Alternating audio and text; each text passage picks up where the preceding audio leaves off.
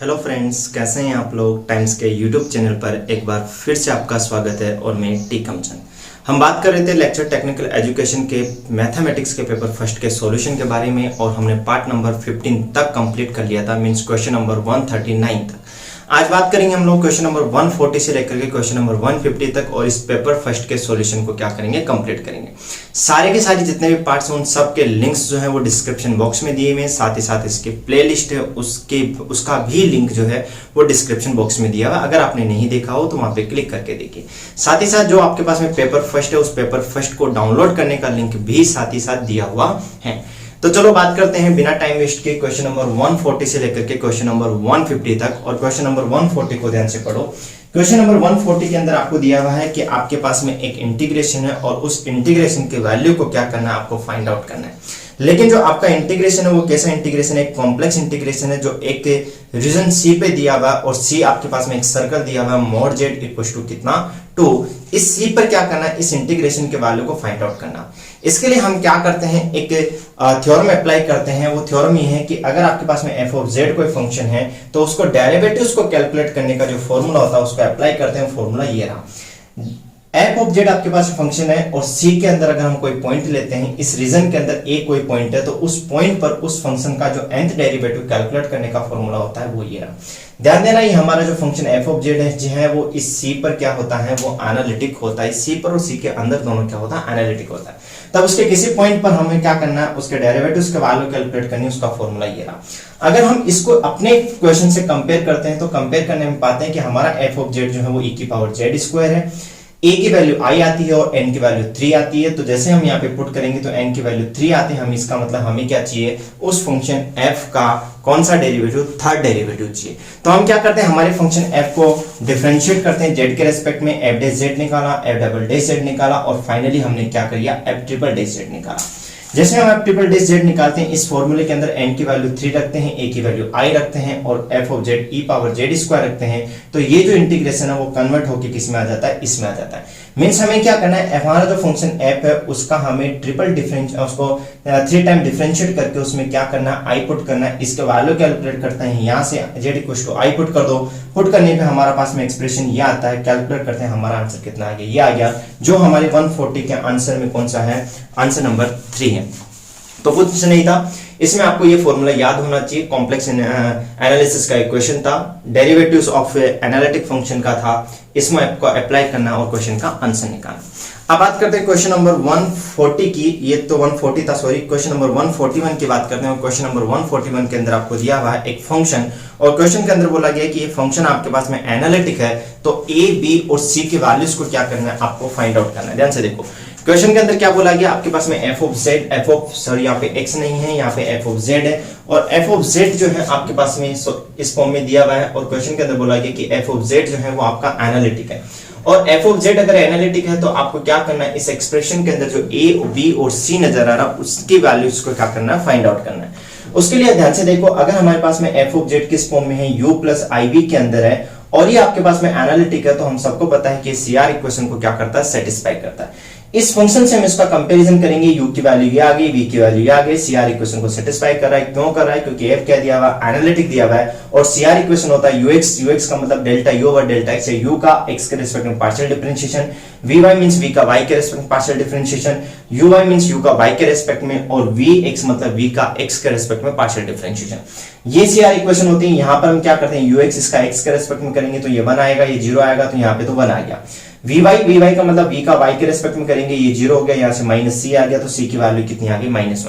Option देखते हैं और चारों ऑप्शन के अंदर 141 के अंदर पहले, दूसरे और तीसरे ऑप्शन के अंदर -1 आ रही है। इसका मतलब a और b की वैल्यू कैलकुलेट करनी पड़ेगी। a और b की वैल्यू कैलकुलेट करने के यहाँ पे uy इक्वल टू कितना है, -vx। जैसे अपन u को y के रेस्पेक्ट में करते हैं, यहाँ से -2 आ गया, इसको x के रेस्पेक्ट में करेंगे, माइनस की कितना आ गया, यहाँ पे b आ गया।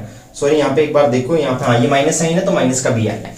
अब ध्यान से देखो, माइनस से minus cancel out, b equal to कितना आ गया, 2 एक्सप्रेशन आ गया। मींस अब आपको वैल्यूज क्या करनी, एग्जैक्ट वैल्यू तो नहीं निकली लेकिन आपकी वैल्यूज किस फॉर्म में होनी चाहिए, b equal to 2a।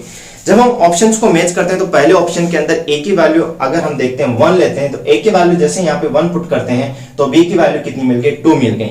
Means 1, 2 और -1 हमारा क्या हो गया, करेक्ट आंसर हो गया, जो हमारे ऑप्शन नंबर कौन किसके अंदर दे रखा है, 2 के अंदर दे रखा है। देखो 1, 2 और -1। तो सिंपली आपको क्या करना था, इसके अंदर CR इक्वेशन को यूज करना था और CR इक्वेशन आपको याद होनी चाहिए, ये आपके पास में लिखी हुई। ये था हमारे पास में क्वेश्चन नंबर 141। और अब बात करते हैं क्वेश्चन नंबर 142 की। और क्वेश्चन नंबर 142 के अंदर आपको एक फंक्शन एक रिलेशन डिफाइन करके दिया हुआ है। क्वेश्चन के अंदर बोला गया है कि आपके पास में R जो है वो रिलेशन है, किस पर रिलेशन है, रियल नंबर्स पे। रियल नंबर्स में एक रिलेशन डिफाइन करके दिया हुआ है कि A जो है वो B से रिलेट करता है इफ एंड ओनली जब उनके डिफरेंस का मॉडुलस जो है कितना होना चाहिए, लेस देन इक्वल टू 1 होना चाहिए। ध्यान देना, यहाँ पे जो रिलेशन डिफाइन किया हुआ है वो रियल नंबर पे डिफाइन किया हुआ है। इसका मतलब A और B आपके पास में दो ऐसे रियल नंबर दे रखे हैं जिनका मॉडुलस जो है वो कितना है, लेस देन इक्वल टू 1 है। तब आपको बताना है कि रिलेशन क्या होगा। और 4 ऑप्शन आपको दिए हैं। पहला ऑप्शन आपके पास में है रिफ्लेक्सिव, दूसरा ट्रांजिटिव, तीसरा एंटीसिमेट्रिक और चौथा है आपके पास में इक्विवेलेंस रिलेशन। सबसे पहले तो आपको इन सबकी डेफिनेशन पता होनी चाहिए, मैं बता देता हूं। रिफ्लेक्सिव रिलेशन का मतलब यह होता है कि ए से क्या होना चाहिए, रिलेट करना चाहिए। अब ध्यान से देखो, चेक करते हैं रिफ्लेक्सिव है कि नहीं है। सिंस हम सबको पता है कि 0 जो होता है वो ऑलवेज लेस देन 1 होता है, इक्वल लगाने की जरूरत नहीं है। 0 ऑलवेज लेस देन 1 होता है और 0 को मैं कितना लिख सकता हूं, mod a minus A less than equal to कितना हो गया 1। जैसे इसको मैं इससे कंपेयर करता हूं तो b की वैल्यू भी कितनी होगी a। इसका मतलब इस एक्सप्रेशन से मैं ये लिख सकता हूं और यहां पर b की वैल्यू भी कितनी लिखेंगे a। तो a रिलेटेड कितना आ गया a। और जब a से रिलेटेड हो या खुद से रिलेटेड हो, मींस खुद की इमेज ही खुद हो, तो इस केस में हम कहते हैं कि वो रिलेशन कैसा हो गया, रिफ्लेक्सिव रिलेशन। तो यहां पे आंसर कौन सा जाएगा, पहला ही ऑप्शन करेक्ट हो जाएगा। आगे इसको हम आगे चेक कर सकते हैं। बात करते हैं ट्रांजिटिविटी की। ट्रांजिटिविटी ये कहती है कि अगर A B से रिलेटेड है, B C से रिलेटेड है, तो A और C क्या होना चाहिए, रिलेटेड होना चाहिए। अब ध्यान से देखो, A B से रिलेटेड है तो अगर मैं A की वैल्यू यहां पे कितना ले लेता हूं, 0 ले लेता हूं, B की वैल्यू कितना ले लेता हूं, मैं 1 ले लेता हूं, तो ये कंडीशन सेटिस्फाई होगी। मतलब 0 और 1 जो है वो एक दूसरे से रिलेट कर रहे हैं। अब बात करते हैं 1 और 2 की। तो 1 माइनस 2 कितना हो गया, -1 और उसका मॉडुलस भी कितना हो गया 1। मतलब 1 और 2 भी क्या कर रहा है, रिलेट कर रहा है। A B से रिलेटेड है, B C से रिलेटेड है, तो A B किससे रिलेटेड आना चाहिए, C से रिलेटेड आना चाहिए। तो चेक करते हैं, A की वैल्यू कितनी है 0 और C की वैल्यू कितनी है 2। तो 0 माइनस 2 कितना आ गया 2 और 2 का मॉडुलस जो होगा 1 से कभी भी लेस या इक्वल नहीं होगा। इसका मतलब A रिलेटेड C यहां पर नहीं आ रहा है। तो A रिलेटेड B है, B रिलेटेड C है, लेकिन A रिलेटेड C नहीं है। इसका मतलब ये ट्रांजिटिव नहीं है। बात करते हैं तीसरा एंटीसिमेट्रिक रिलेशन की। एंटीसिमेट्रिक रिलेशन कहता है कि अगर A रिलेटेड B है, B रिलेटेड A है, तो ये तभी पॉसिबल जब A इक्वल टू कितना हो, B हो। लेकिन यहाँ पे अगर हम देखते हैं तो A की वैल्यू 0 ले लूं, B की वैल्यू 1 ले लूं, तो 0 मींस 0 माइनस 1 भी कितना होगा, लेस देन 1 होगा। और 1 minus 0 means B related A भी होगा, क्योंकि 1 माइनस 0 भी कितना होगा, का मॉडुलस भी लेस देन इक्वल टू 1 होगा। तो यहाँ पे 0 और 1 रिलेटेड कर रहे हैं, 1 और 0 रिलेट कर रहे हैं, लेकिन 1 और 0 दो क्या है, दोनों डिफरेंट क्वांटिटी। इसका मतलब ये एंटीसिमेट्रिक नहीं होगा। अभी हमने जस्ट पहले देखा कि ये रिलेशन जो है वो ट्रांजिटिव नहीं है, और ट्रांजिटिव नहीं है इसका मतलब क्या होगा, इसका मतलब ये है कि रिलेशन इक्विवेलेंस रिलेशन भी नहीं होगा।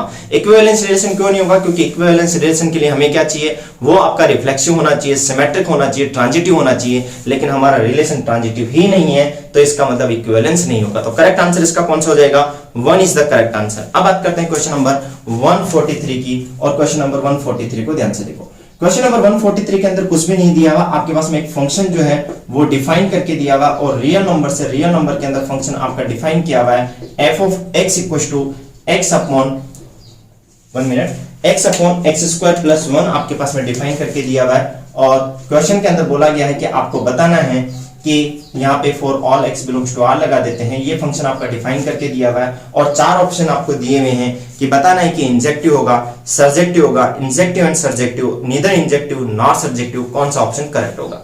ध्यान से देखो, इस क्वेश्चन को आसान सा तरीका है इसको क्वेश्चन को कैलकुलेट करने का। इस फंक्शन को मैं थोड़ी देर के लिए क्या लिख सकता हूँ, ध्यान से देखो, 1 अपॉन इस x को मैंने डिवाइड कर दिया, कितना हो गया x प्लस 1 बाई x। अब ध्यान से देखो, यहाँ पे हम 4 ऑप्शन से इसको सॉल्व कर लेते हैं। जब इस फंक्शन को हम देखते हैं तो हम ये कहते हैं कि x और 1 बाई x दोनों एक दूसरे के रेसिप्रोकल है। यहाँ पे प्लस आ रहा है, इसका मतलब अगर x की वैल्यू मैंने 2 ले ली तो भी फंक्शन की वैल्यू क्या होगी, सेम होगी जब 1 बाई 2 लेता हूं। तो यहाँ पे x की वैल्यू 2 ले लो तो फंक्शन की वैल्यू सपोज f ऑफ 2 मिल गई। x की वैल्यू मैंने 1 बाई 2 ले ली तो आपके पास में f ऑफ 1 बाई 2 मिल गया। दोनों क्या होगा, सेम। देखो 2 लोगे तो 2 प्लस 1 बाई 2, 1 बाई 2 लोगे तो भी कितना हो गया, 2 प्लस 1 बाई 2। मींस ये फंक्शन जो है 2 और 1/2 पर फंक्शन की वैल्यू क्या हो रही है, सेम हो रही है। मैंने पहले पार्ट के अंदर आपको अच्छे से बताया था कि 1 और ऑन टू क्या होता है। ये मेरे पास में फंक्शन है जिससे डिफाइंड है, ये वहां है जहां पे वैल्यूज लेगा। यहाँ पे 2 पॉइंट ऐसे मिल रहे हैं 2 और 1/2, जिन पर फंक्शन की जो वैल्यू है वो क्या हो रही है, सेम हो रही है, f(2) = f(1/2)। जब इस तरह का केस बनता है कि यहाँ पे 2 वैल्यूज की सेम आती है, यहाँ पे कोई भी, यहाँ इस तरह से बात करें कि यहाँ पे कोई भी पॉइंट चूज करते हैं, उनकी 2 अलग अलग प्री इमेजेस आती है, तो वो प्री इमेजेस अगर आती है, एग्जिस्ट कर रही है और प्री इमेजेस अलग अलग आती है, तो फंक्शन 1 नहीं होता। 1 की डेफिनेशन ये होती है कि यहाँ पे अगर मैं कोई भी पॉइंट लेता हूं, उनकी प्री इमेजेस लेता हूं, तो प्री इमेजेस क्या होनी चाहिए, वो सेम आनी चाहिए, एक ही प्री इमेज होनी चाहिए। लेकिन यहाँ पे इस पॉइंट की 2 अलग अलग प्री इमेजेस आ रही है, इसका मतलब ये फंक्शन 1 तो नहीं होगा, तो इंजेक्टिव नहीं होगा। तो इंजेक्टिव नहीं होगा तो कौन सा आपके पास में ऑप्शन डिस्कार्ड हो गया, पहला ऑप्शन भी डिस्कार्ड हो गया और तीसरा ऑप्शन भी डिस्कार्ड हो गया, क्यों, क्योंकि ये फंक्शन इंजेक्टिव नहीं है। अब बात करें यहाँ पर सर्जेक्टिविटी की। सर्जेक्टिविटी के लिए क्या करो, ध्यान से देखो, क्या इस फंक्शन की वैल्यू कभी 1 हो सकती है? ऑफ कोर्स नहीं हो सकती। इस फंक्शन की वैल्यू आप चेक कर सकते हो, इसकी वैल्यू 1 लोगे तो आपके पास में इक्वेशन बनेगी x² - x + 1 = 0। ये इक्वेशंस के कभी भी रियल रूट्स एग्जिस्ट ही नहीं करते। इस फंक्शन की वैल्यू 1 नहीं हो सकती, 2 नहीं हो सकती, 3 नहीं हो सकती, आप चेक कर सकते हो। इन फंक्शंस की वैल्यू 1 नहीं हो सकती और 1 नहीं हो सकती तो क्या होगा, ऑन टू नहीं होगा। चेक करके देख लूं, इस फंक्शन की वैल्यू अगर 1 ले ली सपोज आपने, तो x + 1/x की वैल्यू कितनी होगी, 1, क्रॉस मल्टीप्लाई किया कितना हो गया, x² - x + 1 = 0, और x = आप इसके रूट्स कैलकुलेट करोगे तो b² - 4ac की तरह इसका नेगेटिव आ रहा है, और जैसे b² - 4ac इसका नेगेटिव आएगा, इसका मतलब इसका कोई भी रियल रूट एग्जिस्ट नहीं कर रहा है। इसका मतलब x = 1, या हम बात करें कि यहां पर अगर मैं कोई पॉइंट 1 ले लेता हूं, क्योंकि ये भी r दिया हुआ है, r से r में डिफाइन है, ध्यान से देखो, ये भी r से r में डिफाइन है, तो ये भी r है, ये भी r है, और 1 जो होता है एक रियल नंबर होता है, और इसकी कोई भी प्री इमेज जो है क्या कि रियल प्री इमेज एग्जिस्ट नहीं कर रही है। हम बात करें इस सेट के अंदर, क्योंकि r है, हम r की बात करेंगे, इस 1 की कोई भी प्री इमेज एग्जिस्ट नहीं कर रही और नहीं कर रही तो फंक्शन ऑन टू नहीं होगा, क्योंकि ऑन टू की डेफिनेशन यही होती है कि यदि मैं यहाँ पे कोई भी पॉइंट ले लेता हूं तो उस पॉइंट की यहाँ पे क्या होनी चाहिए, प्री इमेज एग्जिस्ट करनी चाहिए। तो ये तो हुआ कि इसको ऑप्शन से कैसे सोल्व करें। जस्ट आप फंक्शन को इस फॉर्म में लिखना है, आपको देखना है कि 1 की प्री इमेज नहीं मिल रही, ऑन टू नहीं होगा। यहाँ पे हम देख लेंगे 2 और 1/2 की इमेज सेम मिल रही है, इसका मतलब 1 भी नहीं होगा, तो ये 1 भी नहीं है, ऑन टू भी नहीं है, तो ऑप्शन नंबर 4 क्या होगा, इसका करेक्ट आंसर होगा। अब बात करते हैं इसको प्रॉपर तरीके से कैसे करें। प्रॉपर तरीके से करने का सिंपल सा तरीका है, हम क्या करेंगे, इसको किस फॉर्म में लिख सकते हैं, ध्यान से देखो। पहले हम चेक करते हैं इंजेक्टिविटी, जिसको बोलते हैं हम लोग 1 और 1 को चेक करने के लिए हम क्या मान के चलते हैं कि f(x1) = कितना होता है, f(x2)। तो आपको प्रूव करना है कि x1 = x2। हम प्रूव करेंगे कि x1 की वैल्यू x2 नहीं होगी। ध्यान से देखो, यहाँ पे हम वैल्यू कैलकुलेट करते हैं, तो ये हो गया x1 अपॉन, इसको मैं कितना लिख सकता हूँ, x1² + 1 = कितना हो गया, x2 अपॉन, ये हो गया x2² + 1। क्रॉस मल्टीप्लाई किया कितना हो गया, x1 x2² + x1, और इसको इधर लिया माइनस के x2 और x1² और माइनस के x2 = 0। ध्यान से देखो, इन दोनों से मेरे पास में इसको मैंने कितना लिख लिया, x1 - x2 लिख लिया, और यहाँ पे ध्यान से देखो, यहाँ से मैंने क्या किया, इन दोनों ही पार्ट से मैंने x1 x2 कॉमन ले लिया। जैसे कॉमन लूंगा, यहाँ पे कितना बच गया आपके पास में, x2 - x1 बच गया, और कितना आ गया, 0। यहां से इसको क्या करो, x2 - x1 लिख लो, तो मैं इसको कितना लिख सकता हूं, x2 - x1, और ये कितना हो गया 1, माइनस इसको इस तरह से लिख लो, x1 x2 = कितना हो गया, 0। ध्यान से देखो, ये एक्सप्रेशन बनेगा, और इस एक्सप्रेशन के अंदर या तो ये 0 होगा, ये 0। अगर केवल ये 0 नहीं हो सकता, तब तो हमारा फंक्शन क्या हो जाएगा, 1 बन जाएगा। लेकिन ध्यान से देखो, ये पोर्शन कितना हो सकता है, 0 हो सकता है। अगेन सेम चीज, अगर मैं 2 ले लूं और 1/2 ले लूं, तो कितना हो जाएगा, 1 - 1 कितना हो गया, 0। मींस इस फैक्टर से भी मुझे कितना मिल रहा है, x1 = 1/x2। मींस मेरे पास में वो इमेजेस मिल रही हैं जिसमें फंक्शंस क्या हो गया, इक्वल हो गया। केवल और केवल ये पोर्शन नहीं होगा कि x1 = x2 है। केवल अगर ये सिचुएशन होती कि x1 = x2 है, तो इस केस में हम कहते थे कि फंक्शन क्या है, हमारे पास में 1 है। लेकिन हमारे पास में एक फैक्टर ऐसा भी मिल रहा है जिससे भी हमारे पास में दोनों क्या आ सकते हैं, इक्वल आ सकते हैं। इसका मतलब ये फंक्शन क्या होगा, 1 नहीं होगा। अब बात करते हैं ऑन टू की, और ऑन टू को चेक करने के लिए सबसे आसान तरीका है, ऑन टू का मतलब ये होता है कि जो आपके पास में फंक्शन दिया हुआ है, उस फंक्शन की अगर रेंज जो है वो उसकी कोडोमेन के इक्वल आ जाए, तो इसका मतलब वो फंक्शन क्या हो जाएगा, ऑन टू। यहां पे ध्यान देना, यहाँ पे जो ये आर है, पहला वाला सेट जो है, ये उसका डोमेन होता है, ये उसकी कोडोमेन है। हम एक काम करते हैं, इस फंक्शन की रेंज कैलकुलेट कर लेते हैं, और अगर इसकी रेंज जो है वो आर आ जाती है तो हमारा फंक्शन ऑन टू है, अदरवाइज वो फंक्शन ऑन टू नहीं है। और रेंज कैलकुलेट करने का सबसे आसान तरीका, ये y = fx के फॉर्म में दे रखा है, तो x = f(y) में चेंज कर लो। तो मैं fx को कितना लिख लेता हूँ, y लिख लेता हूँ, ये कितना हो गया, x upon x square plus 1 और इसको क्रॉस मल्टीप्लाई किया x square y plus y equal to कितना हो गया एक्स। मुझे क्या करना है, एक्स फॉर्म में चेंज करना है, इसको मैंने कितना लिख लिया एक्स स्क्वायर, ये कितना हो गया वाई और प्लस वाई और माइनस एक्स इक्वल टू 0, जिसमें इस लगाता हूं यहाँ पे, तो यहाँ पे कितना हो गया, ध्यान से देखो माइनस के वाई यहाँ पे देखो एक्स के अंदर है तो कितना हो गया minus minus plus 1 plus minus square root of B square, तो यहाँ कितना हो जाएगा 1 माइनस के 4ac तो माइनस के 4 और ध्यान से देखो कितना हो गया वाई स्क्वायर अपॉन कितना हो गया ये 2a। ठीक है, अब ध्यान से देखो यहाँ पे आपके पास में x को मैंने y के फॉर्म में लिख लिया, तो रेंज निकालने का तरीका क्या होता है आपके पास में, आपको क्या करना है उस फंक्शन को x को y के फॉर्म में लिखना है। अभी आपके पास फंक्शन बन गया और इस फंक्शन की जो डोमेन होगी वो इसकी क्या हो जाएगी, रेंज हो जाएगी। और डोमेन के लिए हमारे पास ध्यान देखो, डोमेन अगर हमें निकालनी है तो डोमेन के लिए क्या होगा, ये स्क्वायर रूट आ रहा है और स्क्वायर रूट के अंदर जो भी क्वांटिटी होती है वो हमेशा क्या होनी चाहिए, ग्रेटर देन इक्वल टू 0, और इसको हम इस तरह से लिख सकते हैं। ध्यान से देखो ये 1 minus 4y square greater than equal to 0 है, इसको मैं कितना लिख लूं 4y स्क्वायर माइनस इसको फैक्टराइज कर लो आप 2y माइनस 1 और आपके पास में कितना हो गया 2y प्लस 1, ये लेस देन इक्वल टू कितना होना चाहिए 0। दिस इंप्लाइज y की वैल्यू जो है वो कितनी होनी चाहिए, -1/2 से कितनी होनी चाहिए 1/2 के बीच में होनी चाहिए। तो ये आपके पास में, या ये जो आपके पास में आ गई, ये आपके पास में क्या आ गया, उसकी रेंज आ गई। तो ये रेंज जो है क्या इसके आर के इक्वल है, नहीं है। तो रेंज जो है वो आपके पास में कोडोमेन के इक्वल नहीं है, और रेंज जब कोडोमेन के इक्वल नहीं होती तो हमारा फंक्शन जो होता है वो ऑनटू नहीं होता है। तो इस केस में हमारे पास में दोनों केस देख लिए, आपको ऑप्शन से कैसे सॉल्व करना है और आपको प्रॉपर तरीके से सॉल्व करना है। तो ये 1 1 भी नहीं है, ऑनटू भी नहीं है, तो हमारा करेक्ट आंसर कौन सा हो जाएगा, 4th नंबर का। अब बात करते हैं नेक्स्ट क्वेश्चन की। नेक्स्ट क्वेश्चन आपके पास में 144 और क्वेश्चन नंबर 144 को ध्यान से देखो। क्वेश्चन नंबर 144 और क्वेश्चन नंबर 144 के अंदर आपके पास में एक फंक्शन डिफाइन करके दिया हुआ है और क्वेश्चन के अंदर बोला गया है कि इसकी आपको क्या कैलकुलेट करनी है, आपको इसकी डोमेन कैलकुलेट करनी है। फंक्शन क्या दिया हुआ है, f of x equal to square root of, ध्यान से देखो साइन इनवर्स और कितना हो गया log 2 बेस x, और क्वेश्चन के अंदर बोला गया है कि इस फंक्शन की डोमेन क्या होगी। तो ऑप्शन से भी आप एक एक ऑप्शन को चेक कर सकते हो, नहीं तो सबसे बेस्ट है इसकी डोमेन निकाल ही लो, बहुत मुश्किल काम नहीं है। डोमेन निकालने के लिए ध्यान से देखो यहाँ पे पहली क्वांटिटी आ रही स्क्वायर रूट, और जैसे स्क्वायर रूट आ रही साइन इनवर्स और log 2x आ रहा, और log की प्रॉपर्टी मैंने प्रीवियस पार्ट्स में बताई थी कि log के लिए आपके पास में सबसे पहले बेस देखते हैं। बेस यहाँ पे कितना है 2 है, तो कोई दिक्कत नहीं है। तो बेस तो आपको एक कांस्टेंट क्वांटिटी दे रखी है। अब बात करते हैं इसकी वेरिएबल क्वांटिटी, आपके पास में ये रहा x। तो आपको पता है कि log जो होता है वो डिफाइन तभी होगा जब यहाँ पे ये जो x है वो क्या होना चाहिए, आपके पास में पॉजिटिव आना चाहिए। तो x आपके पास में सबसे पहले क्या होना चाहिए, पॉजिटिव होना चाहिए। तो पहला केस तो ये बन गया कि x की वैल्यू क्या होनी चाहिए, ग्रेटर देन 0 होनी चाहिए। x 0 भी नहीं होना चाहिए और x जो है वो नेगेटिव क्वांटिटी भी नहीं होनी चाहिए, पहली कंडीशन है। डोमेन निकालने के लिए दूसरी इंपॉर्टेंट कंडीशन, आप ध्यान से देखो साइन इनवर्स के अंदर क्या रहा है, log 2x आ रहा है, और साइन इनवर्स क्या होता है, साइन x का एक इनवर्स फंक्शन होता है, और साइन x का इनवर्स फंक्शंस के लिए आपको पता होना चाहिए कि साइन x की जो रेंज होती है वो -1 से 1 के बीच में होनी चाहिए। यह बात करें उसके डोमेन जो होगी -π/2 से π/2 के बीच में होनी, रेंज नहीं। तो sin x की जो डोमेन है वो -π/2 से π/2 के बीच में है, तभी उसका इनवर्स फंक्शन एग्जिस्ट करता है। तो यहाँ पे भी क्या होगा, यहाँ पे हम इनवर्स ऑलरेडी एग्जिस्ट करके दिया हुआ है, और आप सबको पता है कि साइन इनवर्स के अंदर जो क्वांटिटी होगी वो कितनी होनी चाहिए, -1 से 1 के बीच में। क्यों, क्योंकि आपने कितना लिया sin x के लिए, x की वैल्यू -π/2 से π/2 के बीच में, जब x की वैल्यू -π/2 से π/2 के बीच में है तो साइन इनवर्स कितना होगा, -1 से 1 के बीच में।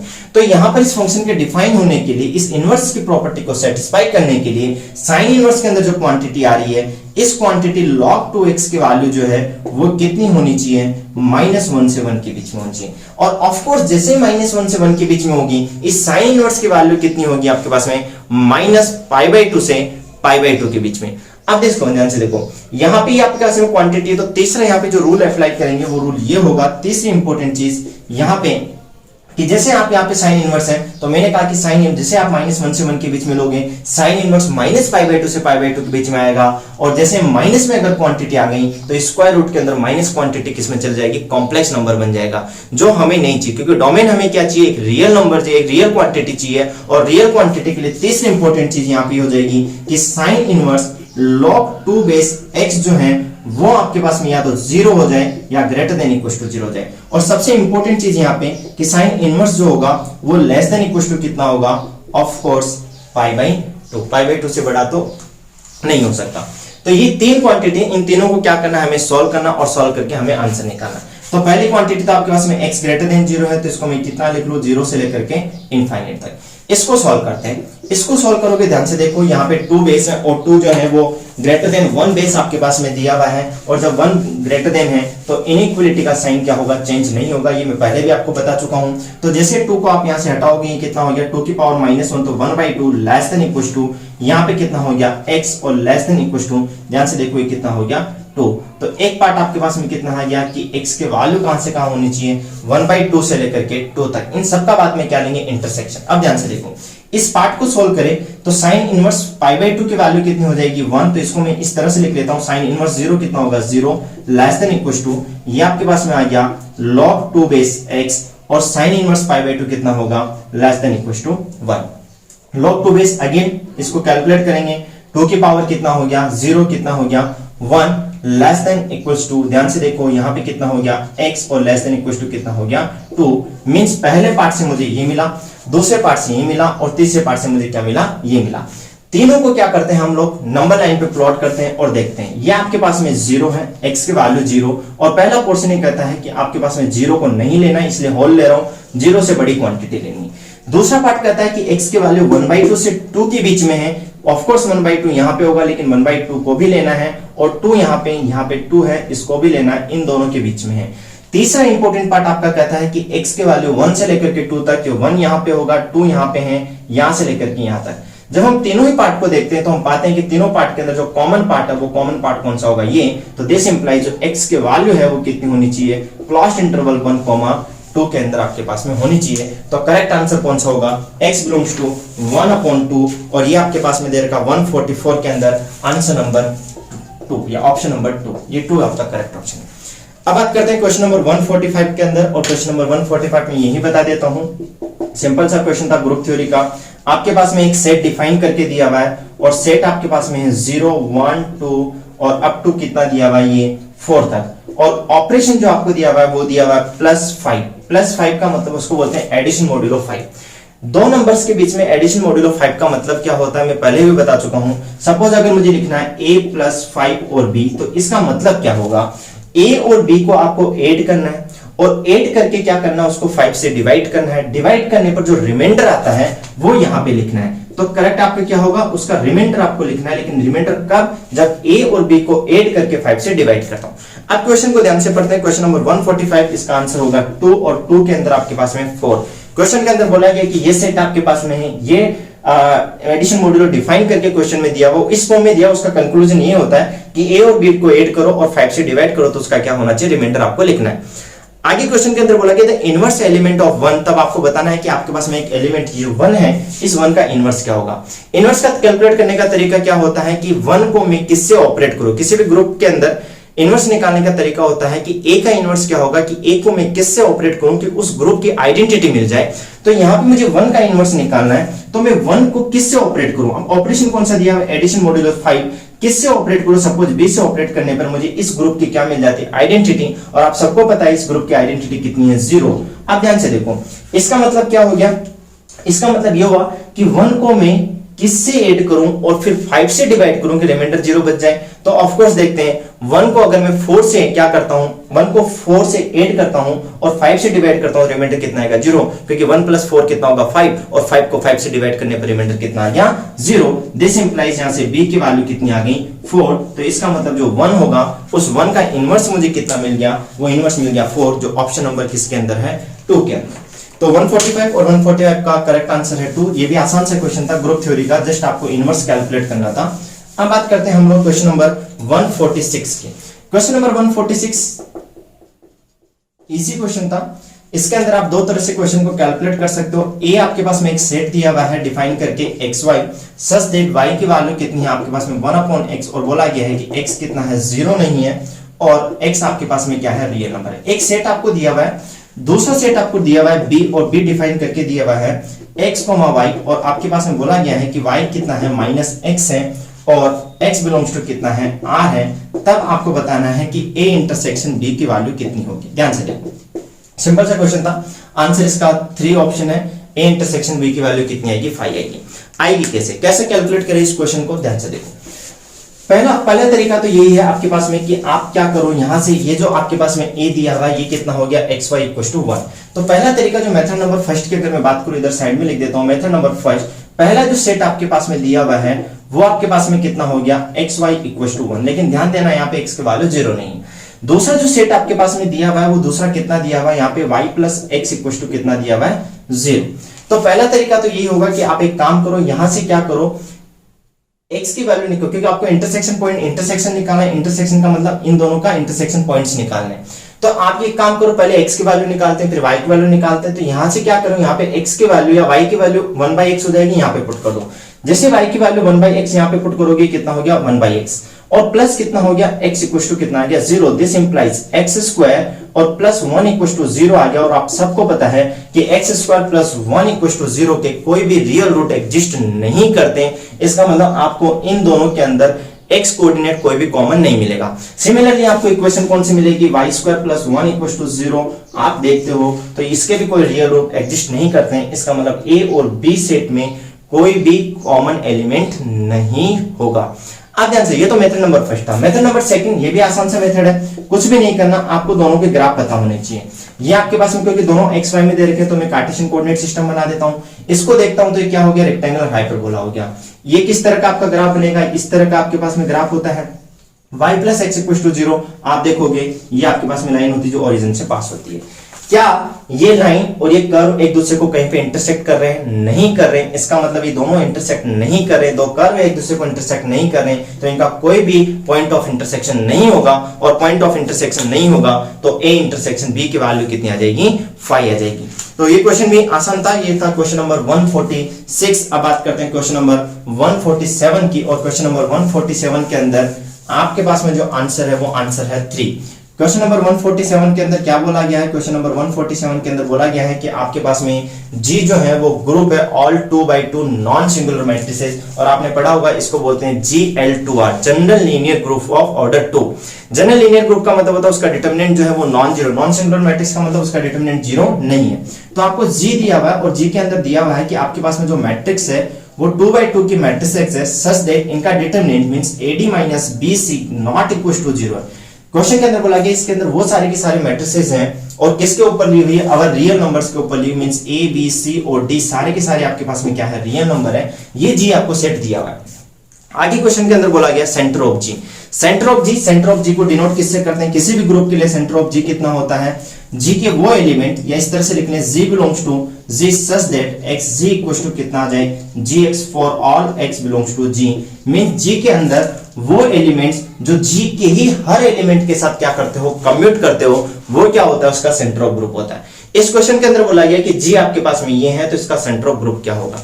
अब ध्यान से देखो, सिंपल सी चीज को इस तरह से आप सोच सकते हो। ऑप्शंस के अंदर आइडेंटिटी एलिमेंट की बात करें हम लोग, क्योंकि ग्रुप है 1 0 0 1 और ये कैसा दिया हुआ है, नॉन सिंगुलर दिया हुआ है। नॉन सिंगुलर मैट्रिसेस का आपके पास में 2x2 का ग्रुप है तो इसके आइडेंटिटी एलिमेंट कितना होगा, 1 0 0 1, 2x2 के फॉर्म में होगा। इसके लिए हम आइडेंटिटी की बात करें तो आइडेंटिटी कितना होगा, 1 0 0 1 की बात करें, जैसे आप करोगे इसके हर एलिमेंट के साथ क्या होगा, कम्यूट करेगा। इसका मतलब ये इसके अंदर आएगा, सेंटर ऑफ G में आ जाए, क्योंकि हमें वो एलिमेंट लेना जो इसके हर एलिमेंट के साथ कम्यूट करते हो। तो हमें सिंपल सी बात है कि आइडेंटिटी एलिमेंट को इसके किसी भी एलिमेंट से मल्टीप्लाई करने पर वापस वही आता है, चाहे मैं लेफ्ट साइड से करूं चाहे मैं राइट साइड से करूं। तो इसका मतलब ये हुआ कि ये आइडेंटिटी एलिमेंट जो होगा इसके हर एलिमेंट के साथ कम्यूट कर रहा है तो उसके सेंटर ऑफ ग्रुप में चला गया।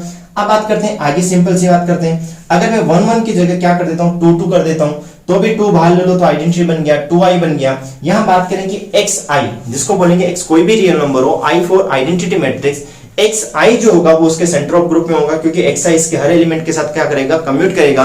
तो इसका मतलब xi की जगह मैं क्या करूं, xi जो होगा वो उसके हर एलिमेंट के साथ क्या कर जाएगा, कम्यूट कर जाएगा। या क्वेश्चन में आपको ai के फॉर्म में दिया हुआ है, जहां पर a क्या है, कोई भी एक रियल नंबर है, तो ai कितना हो जाएगा, a0 ये जो है AI मैट्रिक्स आपके पास में, ये इसके हर एलिमेंट के साथ कम्यूट कर जाएगी, और कम्यूट कर जाएगी तो कहां चले जाएगी, उसके सेंटर ऑफ ग्रुप में। तो ऑप्शन नंबर कौन सा करेक्ट हो जाएगा, ऑप्शन नंबर 3। तो 147 का 3 ऑप्शन करेक्ट है। क्वेश्चन नंबर 148 एक सिंपल सा रिजल्ट है, ध्यान से देखो। सपोज G जो आपके पास में एक फाइनाइट ग्रुप दिया हुआ है और ऑर्डर PQ का है, जहां पे P और Q प्राइम नंबर्स हैं, P ग्रेटर देन Q दे रखा है, तो 4 ऑप्शंस आपको दे रखे हैं, कौन सा ऑप्शन करेक्ट होगा। तो इस क्वेश्चन में भी आप ऑब्जेक्शन लगा सकते हो, इसका कोई भी ऑप्शन जो है, मतलब ऑप्शन क्या, एक से ज्यादा ऑप्शन इसके करेक्ट हैं, क्वेश्चन नंबर जो आपके पास में स्टेटमेंट दिया हुआ है कि अगर आपके पास में कोई ग्रुप होता है और ग्रुप का ऑर्डर पी क्यू के फॉर्म में दिया हुआ है, जहां पे पी ग्रेटर देन कितना है, क्यू है, पी और क्यू अगर आपके पास में प्राइम नंबर है, तो साइलो थ्योरम की एप्लीकेशन है, ये कहती है कि यहाँ पर जो पी ऑर्डर आपके जो ग्रेटर वाला है उसका ज्यादा से ज्यादा एटमोस्ट कितना होता है, 1 होता है, और क्यू का आपके पास में कितना होगा, एटलीस्ट 1 होगा। तो 4 ऑप्शन पढ़ते हैं। तो पहला option at least 1 subgroup of order P, at least 1 subgroup of order Q correct, at most 1 subgroup of order P, ये भी करेक्ट है, क्योंकि पी का तो एटमोस्ट नहीं, पी का केवल एक ही एग्जिस्ट करता है, तो एक एग्जिस्ट कर रहा है तो एक किस में काउंट हो जाएगा, एटलीस्ट में भी काउंट होगा, एटमोस्ट में भी काउंट होगा, और क्यू का तो कम से कम एक तो करेगा ही करेगा। तो 148 के अंदर आंसर जो है वो पहला भी करेक्ट है, दूसरा भी करेक्ट है, तीसरा भी करेक्ट है, लेकिन फोर्थ ऑप्शन करेक्ट नहीं होगा, क्योंकि क्यू का कम से कम एक तो होगा ही होगा, एक से ज्यादा भी हो सकता है, लेकिन फोर्थ ऑप्शन बोल रहा है कि क्यू का एटमोस्ट 1 होगा, जो करेक्ट नहीं है। तो क्वेश्चन नंबर 148 के पहला ऑप्शन, दूसरा ऑप्शन, तीसरा ऑप्शन तीनों ही करेक्ट है, इसलिए इस क्वेश्चन में भी आप ऑब्जेक्शन लगा सकते हो। बात करते हैं क्वेश्चन नंबर 149 की, और क्वेश्चन नंबर 149 में आपको वैसे कैलकुलेट करने की भी जरूरत नहीं थी इस क्वेश्चन के अंदर, सीधा आप आंसर टिक कर सकते हो। क्वेश्चन नंबर 149 ध्यान से देखो क्या दिया हुआ है क्वेश्चन के अंदर। क्वेश्चन नंबर 149 का आंसर जो है वो 4 है। क्वेश्चन नंबर 149 के अंदर आपको दिया हुआ है एक एच दिया हुआ है सेट, और 0 और 4, और बोला गया है कि ये आपके पास में एक सेट और ग्रुप आपके पास में दिया हुआ है, और ग्रुप डिफाइन करके दिया हुआ है आपके पास में Z8 और +8। ध्यान से देखो ये आपके पास में ग्रुप है, ठीक है, finite group of course Z8 आपके पास में 8 एलिमेंट इसके अंदर है, तो इस ग्रुप का ऑर्डर कितना हो गया, आपके पास में 8 हो गया। यहां पर हम ऑर्डर ऑफ H की बात करें, ऑर्डर ऑफ H कितना हो गया, 2 हो गया। क्वेश्चन को ध्यान से पढ़ते हैं। All the cosets of H in the group G are, आपको बोला गया है कि इस H के इस G के अंदर जितने भी कोसेट्स हैं वो डिफरेंट कोसेट्स आपको बताने हैं, और वो 4 ऑप्शन में दिए हुए हैं। अब ध्यान से देखो, यहां पर G का जो ऑर्डर है वो भी फाइनाइट है, और H का ऑर्डर भी फाइनाइट है, और आपने पढ़ा होगा लैग्रांज थ्योरम। लैग्रांज थ्योरम ये कहती है कि अगर आपके पास में G आपके पास में ऑर्डर आपका फाइनाइट है, H ऑर्डर आपका फाइनाइट है, तो इसमें डिफरेंट जो कोसेट्स होंगे उसका जो नंबर होगा उसको बोलते हैं इंडेक्स, और इंडेक्स कितना होगा, order of G by order of H। Index यही होता है, इंडेक्स का मतलब होता है इंडेक्स ऑफ ए ग्रुप कितना होता है, index of H in group G ये होता है कि H के इस G में डिफरेंट कोसेट्स के नंबर से उनकी संख्या कितनी होगी, कितने डिफरेंट कोसेट्स H के G के अंदर होंगे, वही क्या होता है, उसका इंडेक्स होता है। और यहाँ पे क्या करेंगे, इंडेक्स कैलकुलेट करेंगे। Index of H in G जब कैलकुलेट करोगे तो होता है आपके पास में order of G upon order of H, और जब आप कैलकुलेट करोगे तो यहाँ पे ऑर्डर ऑफ G कितना है 8, और कितना है 2, तो कितना आ गया 4। इसका मतलब इस H का G में जो इंडेक्स है वो इंडेक्स कितना आ रहा है, 4 आ रहा है। इसका मतलब इस H के इस G में डिफरेंट कोसेट्स कितने मिलेंगे अपने को, 4 डिफरेंट कोसेट्स मिलेंगे। और अगर हम अपने ऑप्शंस को पढ़ते हैं तो पहले ऑप्शन में केवल आपको 2 ही क्या दे रखे, कोसेट्स दे रखे हैं, तो ये भी क्या होगा, करेक्ट नहीं, क्योंकि क्वेश्चन में बोला गया ऑल द कोसेट्स, आपको सारे डिफरेंट बताने। दूसरे में H+2 वो भी सारे नहीं है, क्योंकि अपने पास में सारे कितने हैं, टोटल 4 है। तीसरे ऑप्शन की बात करें H+1, H+2, H+3 वो भी नहीं है, क्योंकि नंबर ऑफ कोसेट्स यहाँ पे कितने दिए हुए, 3 दिए हुए। ऑप्शन नंबर 4 की बात करें H+1, H+2, H+3, यहाँ पे 4 डिफरेंट कोसेट्स दिए हुए हैं, तो फोर्थ हमारा क्या हो जाएगा, करेक्ट आंसर हो जाएगा। बाकी आप प्रॉपर तरीके से तो निकाल ही सकते हैं, वो तो आसान है, ठीक है। अब बात करते हैं क्वेश्चन नंबर 150 की, लास्ट क्वेश्चन इस पेपर का। क्वेश्चन नंबर 150 के अंदर आपको बोला गया है कि आपके पास में A और B जो है वो एक ग्रुप के एलिमेंट है। क्वेश्चन नंबर 150 सिंपल सा था। क्वेश्चन नंबर 150 और इसका आंसर जो है वो पहला ऑप्शन है। A और B जो है वो आपके पास में 2 एलिमेंट दिए हुए एक ग्रुप के, और बोला गया है कि G एबिलियन हो if and only if and only का मतलब अगर G एबिलियन है तो कौन सी कंडीशन होगी चारों में से, और अगर चारों में से कोई कंडीशन है तो G क्या होना चाहिए, एबिलियन होना चाहिए। तो सिंपल सा इसका रूल भी AB का होल स्क्वायर इक्वल टू कितना होगा, A² B²। अब ध्यान से देखो, थोड़ी देर के लिए मैं क्या मान लेता हूं कि G क्या है मेरे पास में, एबिलियन है, और अगर G एबिलियन है तो सॉल्व करने का तरीका क्या होगा, आपके पास में 2 एलिमेंट्स के लिए क्या होगा, कम्यूटेटिव प्रॉपर्टी को सेटिस्फाई करेगा, तो AB इक्वल टू कितना होगा, B होगा। अब ध्यान से देखो AB इक्वल टू B है, और हमें क्या, पहले ऑप्शन को अगर हम चेक करें AB का होल स्क्वायर इक्वल टू कितना होगा, आपके पास में A² B² इसका करेक्ट आंसर है। तो कैसे करें, AB इक्वल टू आपके पास में कितना दिया हुआ है, AB इक्वल टू B दिया हुआ है, तो हम क्या करते हैं, AB का होल स्क्वायर कैलकुलेट करते हैं। AB का होल स्क्वायर कैलकुलेट करेंगे तो इसको मैं कितना लिख सकता हूं, AB और कितना हो गया ये AB, मैं इस तरह से लिख सकता हूं। अब ध्यान से देखो इसको मैं क्या करूंगा, ए और यहाँ पे कितना हो गया बी ए, और कितना हो गया ये बी, बी ए के वैल्यू किसके इक्वल है, ए बी के इक्वल। तो जैसे पुट करोगे ए, ये कितना हो गया ए बी, और कितना हो गया बी, तो ये कितना आ गया ए स्क्वायर बी स्क्वायर। इसका मतलब अगर जी एबिलियन है तो ए बी का होल स्क्वायर किसके इक्वल होगा, ए स्क्वायर बी स्क्वायर के। पहला ऑप्शन है। अब इसका कन्वर्स ले लो। अब अगली बार आप मान लो कि लेट हमारे पास में क्या है, ए बी का होल स्क्वायर जो है वो कितना दिया हुआ है, ए स्क्वायर बी स्क्वायर दिया हुआ है। तो आपको जस्ट कैलकुलेट करना है कि जो ए बी होगा वो किसके इक्वल होना चाहिए, बी ए के इक्वल होना चाहिए। तो सिंपल सी बात है, इसको मैं कितना लिख सकता हूं, ध्यान से देखो, ए बी का whole square A B into कितना होगा ए बी, और इसको मैं ए बी और बी लिख सकता हूं। ध्यान से देखो, इसको मैं इस तरह से लिख लूं, ए बी ए, और कितना हो गया आपके पास में बी इक्वल्स टू कितना हो गया ए और ए बी और बी। जी आपके पास में ग्रुप दिया हुआ है, ए और बी उसका एलिमेंट है, तो उनका इनवर्स एग्जिस्ट करेगा। इस तरफ ए इनवर्स से, इस तरफ बी इनवर्स से ऑपरेट करोगे। जैसे ऑपरेट करोगे, बी ए की वैल्यू कितनी आ गई आपके पास में, ए बी आ गया, और बी ए बी के इक्वल हो गया। तो जी क्या हो गया आपके पास में, एबिलियन हो गया। तो सिंपल सा था। वैसे भी एक रिजल्ट है, आप याद कर सकते हो, नहीं भी है तो सिंपल सा आप 1 मिनट में इसको कैलकुलेट भी कर सकते हो कि जी अगर एबिलियन है और ए और बी उसके कोई भी दो एलिमेंट है, तो ए बी का होल स्क्वायर कितना होगा, ए स्क्वायर बी स्क्वायर के इक्वल होगा। ये थे हमारे क्वेश्चन नंबर 150 तक इस पार्ट के अंदर, और पार्ट नंबर 1 से लेकर के पार्ट नंबर 16 तक हमने पेपर फर्स्ट के सॉल्यूशंस को क्या कर लिया है, कंप्लीट कर लिया है। आशा करता हूं आपको ये वीडियो पसंद आया होगा, और वीडियो पसंद आया हो तो इसको लाइक कीजिए और अपने दोस्तों के साथ इसको शेयर कीजिए। वीडियो को लास्ट तक देखने के लिए थैंक यू। फिर मिलते हैं पेपर सेकंड के सॉल्यूशन में।